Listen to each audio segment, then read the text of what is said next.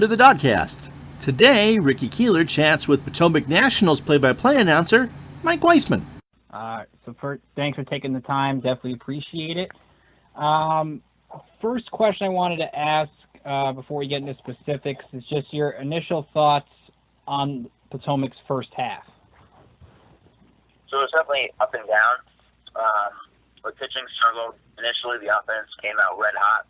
Both kind of regressed back towards middle of the pack throughout the middle of the first half, and then towards the end of the first half, though the win-loss results weren't necessarily there, the pitching staff really improved, and the offense started to come around again as well. So I think the big thing, if you're looking at just the overall first half, is the team finished in the top half of the league in pitching, top half of the league in offense, but they went 8-17 in one-run games. And that's the difference between contending for a playoff spot at the end of the first half and ending up where the team did. And the one-run games, as I'm sure most people know, are kind of usually regress towards 500 at some point. So I think you take that as a positive sign moving forward. If the offense continues to be good, the pitching continues to be good, those one-run games will turn into victories instead of losses, and all of a sudden you're looking at a team a couple games over 500 instead of under. Of course, the top prospect in Potomac is Victor Robles, who's with the Peanuts for the second season, getting more games this year than last year. So what improvements have you seen from Robles compared to last season? Defensively, I think I've seen the biggest strides. Last year, he really used his raw ability, mainly just his speed to get to balls. This year, he's getting to balls much earlier, getting to the gaps well before a ball arrives, able to get underneath it. With plenty of time to spare, and it allows for him to make up for some of those instances where he doesn't necessarily get a great jump. Obviously, then the speed is still there to where he can still make a catch. He's taken a couple balls.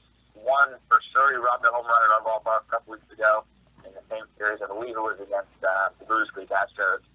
There were two other jumping grabs he made at the wall that were for sure extra base hits, potentially home runs he was able to take away. I think the defense has been the biggest bump from last year to this year. And then, of course, with the offensive consistency, which last year was kind of hampered by getting hit in the wrist or hitting the hand and breaking the bone there. He recovered from that, wrapped up the season pretty well with us last year. And outside of about a 2 or 3 week period this year, he was coming back from another injury. He's been one of the more consistent hitters in the team. For average, the power certainly improved, going gap to gap. And, of course, the speed on the base passes. It's second to none of anyone really has in this league. One of the big surprises, at least offensively, has been Taylor Gashu and his home run power. Hit his 13th last night to start the second half. How key has his power been to the lineup? Well, for the first really month, 6 weeks, 8 weeks of the first half, that power really provided the biggest offensive boost for the Peanuts, because there were a couple guys that really weren't hitting for power, but he kind of, again, came out of relatively nowhere. He set his career high in home runs 2 months into the season. And as he cooled off, other guys started to heat up, so it worked well. And he went just over a month without a home run. I think it went from May 16th until last night. And if he's able to get back into that home run kind of pace or kind of swing and ends up with 20, something like that, all of a sudden you're looking at a Potomac offense that can potentially be one of the best in the league. And I think he's been great behind the plate as well. He started just about every day, stays for some doubleheaders and maybe a couple day games after night games. So he's been back there the whole season, and he's provided a good backstop for the pitchers. Besides Gashu, who have some of the surprises been on offense for the Peanuts this year? Well, I think Jack Sundberg, who got called up a little bit into the season, he's really turned into, I think, a legitimate prospect, at least in terms of a high organizational depth at minimum. And former UConn Huskies out of Connecticut kind of came out of, not nowhere, but definitely it's surprising a lot of people. The powers aren't necessarily there, but he gets on base, gets hits regularly. He's in the top 5 in the league, qualifying now in batting average and on base percentage. And he provides a very good defensive corner outfielder as well. He would potentially be able to be a center fielder, but obviously with Robles with the ball club, those are the victors do day in and day out. but he has been able to fill in center field, and he provides solid defense in the corner. When you look at the Potomac starting pitching, they don't have a lot of strikeouts, but the one player who's dominated in that department is Luis Reyes. What pitches impressed you from the 22-year-old right-hander and how he can get 2 double-digit strikeout games in his last 6 starts? I think the key is, like it was last year, it's fastball command and then getting the curveball working off of that. Last year he had as many strikeouts as he did walks, obviously something you want to try to avoid. This year, especially over the last month, maybe 6 weeks or so, he's kind of locked himself in and started racking up the strikeouts both on the fastball and the curveball. And missing a couple other things as well, but once he's able to locate that fastball, he's able to play off of it, play with the hook. And it's definitely catching hitters off balance. And I guess that's kind of something that just comes with your second time through the league. And as you said, he's only 22, so even though it is his second season with the Peanuts, he's not old whatsoever. I mean, that's maybe league average, maybe slightly below league average. And compared to the way the Nats system is, it's very old pitching-wise at our level and kind of a little bit below us in Hager's time as well. So for the Nats system, he is actually young for this level. And I think he has just taken the opportunity as the quote-unquote number 1 starter, the opening day starter to begin the season and whatnot. And he's kind of gone with that. He's been the most consistent and most dominant pitcher for the Red Sox over the last 4 to 6 weeks. Last 4 starts for 7th-round pick in 2015, Graham Ford, and he's gone at least 6 innings, giving up 3 runs or fewer in each game. How has the left-hander been able to have success now coming back after being out for almost a month, coming back in mid-May? So I think the ability for him to know when he's pitching and to know that he's in the rotation has definitely helped. At the beginning of the season, when there was a little hit or miss in terms of if he was going to be starting, going to be relieving, etc. We started the season with 5 Dominicans in our starting rotation. Right now it's Reyes and Silvestre, and then 3 other that were not originally in the starting rotation. And now that he's been able to know that he's going to throw these 5 days, get into that routine, I think it's really helped him. The stuff doesn't necessarily look like it is lights out stuff, but often with a lefty, you really don't have to shine elite level stuff, especially at the lower levels. And I think the key for him will be developing his pitches to the next level if he wants to try to progress through the system. I think he certainly has the opportunity to do that. And I think this season in particular, based on how a couple of our guys have gotten hurt, some other transactions in the rotation, it's giving him the ability to work through things, and I think that's shown over the last 4 starts. Do you think he profiles more as a starter than a reliever because he only had 7 starts the last 2 years before getting the 5 starts this year? He doesn't have an overpowering fastball, and usually if you don't have an overpowering fastball, it doesn't necessarily mean you're a loss for a bullpen role.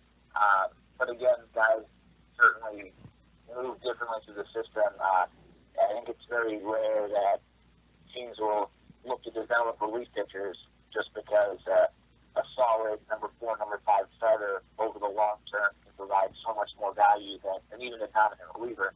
So I think he's going to be given every opportunity to be a starting pitcher, especially given how the system has lost some of the starters over the past year and a half, mainly due to trades. But the system, I'm going to think, is looking for guys to step into that top echelon pitching roles to go along with both and Steady. And the guys we've had this year, Reyes, Silvestre, Bourne, certainly I'll have that opportunity to get back to the next level. When I look at Kelvin Gutierrez, he's a guy that, yes, he's in the DL now, but he doesn't have the greatest numbers in the world, but it just seems like every night he gets a hit or two and makes an impact. What can you say about the consistency? It seems this guy, every level he goes, he finds his way onto an all-star team. And I think that's you said the key word is consistency. Prior to him going on the disabled list, I believe he had started all but 1 game. That was approaching 16 the first half. And the power numbers, I think everyone's hoping develops a little bit more, just based on his build, what he came into the system with. But even without those, he's been able to put up pretty close to 300, 400 average on base percentages. And he leads the team in triples. He's got a bunch of doubles as well. He can put the ball in any part of the field, and he plays a spectacular third base. I know he's rated the best infielder on by Baseball America in the system coming into this season. I don't think there's anything that he's done that has shown otherwise, and he's a great defender at the hot corner as well. And if there's a position that you were looking for straight-up consistency, both offensively and defensively, third base is definitely a spot that you're always looking for it out of, no matter what level you're at. And so far, Kelvin has been able to do just that. Since you're the voice of the Potomac Nationals, what's the best part about broadcasting games at Potomac? What's the best part about broadcasting games at Potomac? I would say getting to interact with the players on kind of a different level and a different atmosphere maybe than the norm. I mean, you get to be around the players, you get to really see their personalities, talk to them, see what they're all about, and then get to broadcast them doing their job while I'm doing my job. But for all of us, we wouldn't be doing these jobs if it wasn't fun. And so having the ability to know the guys a little bit better and then be able to translate that into what I'm doing makes it a very worthwhile experience for me. Is there anything, for those who haven't watched Carolina League baseball, that's unique compared to any other leagues? I would say a couple different ballparks play really differently, and I think just in general, if you're not big into minor league baseball, you don't necessarily notice that. You can see a lot more disparity in ballparks in basically how guys can hit them and maybe in the major league. Like in spread drift, sometimes you can have 10 home runs in a game. I know the Lynchburg Bobcats and the Frederick used a couple games for the All-Star break. They combined for 10 home runs. Ball jumps out of that ballpark. Meanwhile, in Salem, where the All-Star game just occurred, and they have an home run derby there as well, the wall is 25 feet high all the way around, and it is pretty hard to hit a home run there in gameplay. And being able to take note of that, and that's what kind of more of the advanced stats have begun to do, is factor in the ballpark, other types of things like that. And that's something that you really didn't know about 15, 20 years ago outside of maybe some of the teams in the California League where any fly ball turns into a home run. So that's definitely something that can impact you whether you're at home, on the road, at our ballpark in Woodbridge Place. I think fairly average, maybe slightly towards the pitcher, but nothing too extreme, whereas you got the extreme pitchers park in Salem and the extreme hitters park in Frederick.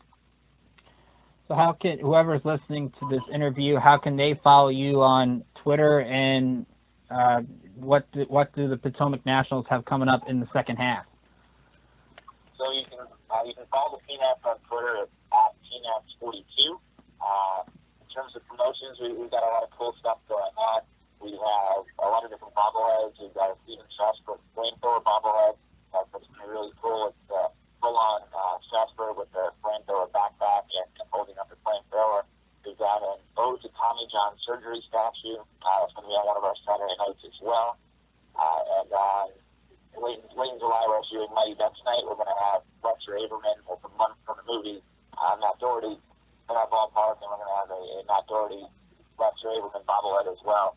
That's kind of going to be one of our biggest preview nights for fans in the second half. Mike, thanks again for taking the time. Best of luck in the second half, calling the games, and we'll talk to you real soon. Great, thank you very much. I appreciate having me on. We'd like to thank Mike Weisman for being with us on the DoDCast today. Give us a follow on Twitter at District on Deck, the website itself at districtondeck.com, a like on Facebook, and of course, like and subscribe to this video on YouTube.